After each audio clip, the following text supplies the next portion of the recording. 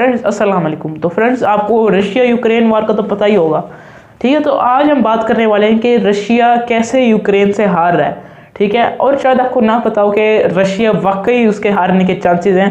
हालांकि आमतौर पर इंटरनेट पे ये न्यूज़ बहुत मशहूर है कि यूक्रेन को जो इतनी मार पड़ रही है कि उसको समझ नहीं आ रही कि थप्पड़ इधर से लग रहा है या इधर से लग रहा है, इतने उसको थप्पड़ लग रहे हैं। लेकिन कोई ये नहीं बताता कि जो रशिया का जो हाल है कि वो कितना बुरा है। तो आज हम बात करने वाले हैं रशिया कैसे जंग हार रहा है, ठीक है। हार रहा है का मतलब ये नहीं है कि वो बस हार गया है, बस अब 2-3 दिन बचे हैं, ठीक है। हारने का मतलब है कि जो चांसेस हैं, जो उसकी जीतने की जो चांसेस में कमी जो कर रहे हैं फैक्टर्स, वो कौन कौन से हैं, ठीक है। तो आज इस वीडियो में हम उसी के बारे में बात करने वाले हैं। तो दोस्तों रशिया यूक्रेन वार 2014 में शुरू हुई थी और अभी तक जारी है। और इस वार का जितना नुकसान रशिया और यूक्रेन को हो रहा है, उतना ही नुकसान बाकी पूरी दुनिया को भी हो रहा है। अब आप कहेंगे कि भाई ऐसे कैसे? देखिए, रशिया और यूक्रेन से बहुत सारे ऐसे प्रोडक्ट्स हैं जो कि बाकी कंट्रीज इंपोर्ट करवाते हैं, ठीक है। तो जब इतना क्राइसिस एक कंट्री में होगा तो वो प्रोडक्ट्स खुद यूज़ करेगा या आपको देगा?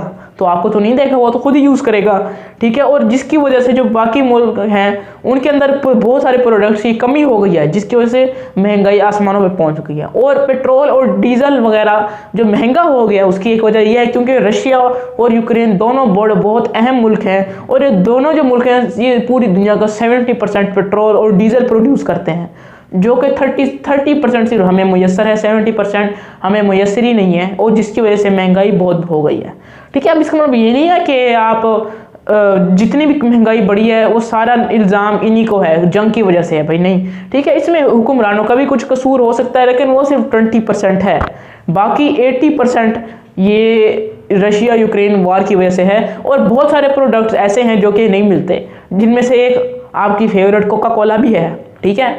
तो आज हम बात करेंगे कि रशिया कैसे हार रहा है जंग। तो नंबर 1, मॉडर्न यूक्रेन वेपन्स। अब यूक्रेन के पास वेपन्स बहुत अच्छे हैं और रशिया से भी ज़्यादा अच्छे हैं, ठीक है। कैसे? क्योंकि जंग जब शुरू हुई थी तो उससे भी 2-3 साल पहले रशिया ने खुद ही अपने हाथों से अपनी बेहतरीन वेपन्स यूक्रेन को बेच दी थी, ठीक है, जो कि बहुत बड़ा नुकसान था। और जंग में वो रशिया उन्हीं की वेपन, अपनी बनाई हुई वेपन जो उन्होंने यूक्रेन को बेची थी, उससे मार खा रहा है, ठीक है।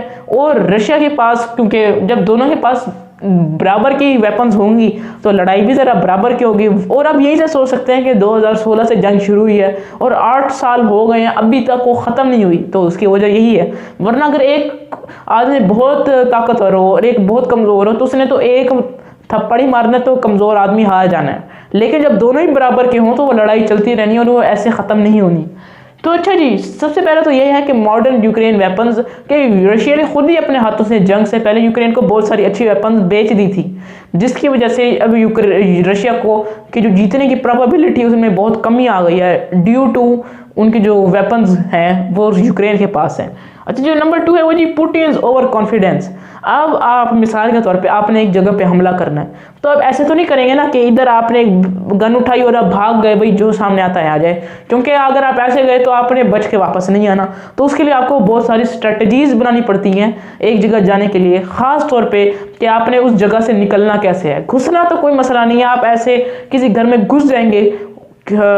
अगर आपने कोई चोर वगैरह पकड़ने हैं या दहशतगर्द छुपे होते हैं, अक्सर वहाँ स्ट्रेटजीज बना के आर्मीज जाती हैं, ऐसे बिल्कुल नहीं जाती हैं। और अंदर घुसने से ज़्यादा वहाँ से निकलना बहुत मुश्किल होता है, ठीक है। और जो कि पुतिन, जो कि रशिया के प्रेसिडेंट हैं, उन्होंने बहुत जी उनको ओवर कॉन्फिडेंस था कि जी जो यूक्रेन है वो तो इतना लड़ नहीं सकता, तो उन्होंने स्ट्रेटजीज सही से नहीं बनाई, जिसकी वजह से वो बहुत मसले हो गए। अब जब रशिया के सोल्जर यूक्रेन के अंदर लड़ने गए तो वापस बाहर ही ना आए, यानी यूक्रेन ने उनको अपना कैदी बना लिया। क्योंकि जब बाहर निकलना होता है तो उनके लिए ख़ास स्ट्रेटजीज होती हैं कि किस किस जगह से आप बाहर निकलेंगे, कैसे आप बाहर निकलेंगे, अगर ये हो गया तो आपका बैकअप प्लान क्या होगा, ठीक है। लेकिन ये कुछ भी नहीं बनाया गया, जिसकी वजह से रशिया के जो बेस्ट सोल्जर्स हैं वो मारे गए। अच्छा जी, तीसरा जो है वो स्ट्रैटेजिक मिस्टेक्स। अब रशिया ने बहुत सारे स्ट्रैटेजिक मिस्टेक्स भी की हैं, यानी सही वक्त पे सही वेपन का इस्तेमाल नहीं किया। मिसाल के तौर पे जहाँ पर आपको रॉकेट लॉन्चर का इस्तेमाल करना चाहिए था, वहाँ पर रशिया ने इतने बड़े बड़े वेपन्स का इस्तेमाल, मिसाइल्स का इस्तेमाल किया कि जिससे जितना नुकसान उसने रशिया और यूक्रेन को पहुँचाना था, उससे ज़्यादा नुकसान तो उसको अपनी आर्मी को हो गया। क्योंकि जब देखें ना, जब आपके पास आप मिसाल के तौर पे आप दोनों की आपस में रेस है, दो लोग हैं उनकी आपस में रेस है, जो अपनी एनर्जी आखिर तक बचा के रखेगा, ठीक है, तो वो ही जीतेगा ना, उसका स्टेमिना बचा रहेगा और वो रेस जीतने के ज़्यादा चांसेस हैं।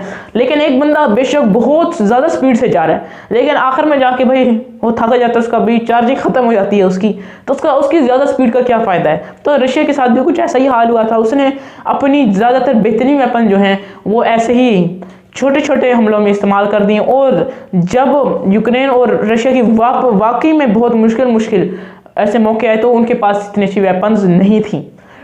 अच्छा जी, नंबर 4 जो है वो है जी रशिया लॉसेस। अब रशिया की जो लॉसेस हैं वो बहुत ज़्यादा है। मिसाल के तौर पे अगर आप एक जगह जंग लड़ रहे हैं तो और आपके खुद के मुल्क में भी कोई मसले हैं तो आप उनको भी साथ सॉल्व करेंगे, ये नहीं कि आप सारा ध्यान जंगों पे देंगे, जिसकी वजह से जी रशिया को बहुत सारा नुकसान भी हुआ है, ठीक है, क्योंकि जब दो कंट्रीज आपस में जंग करते हैं तो उनमें दोनों को ही बहुत नुकसान होता है, ठीक है। और रशिया के बहुत सारे नुकसान हुए, तकरीबन 38,000 सोल्जर्स रशिया के मारे गए हैं, 38,000, जो कि बहुत बड़ी अमाउंट है।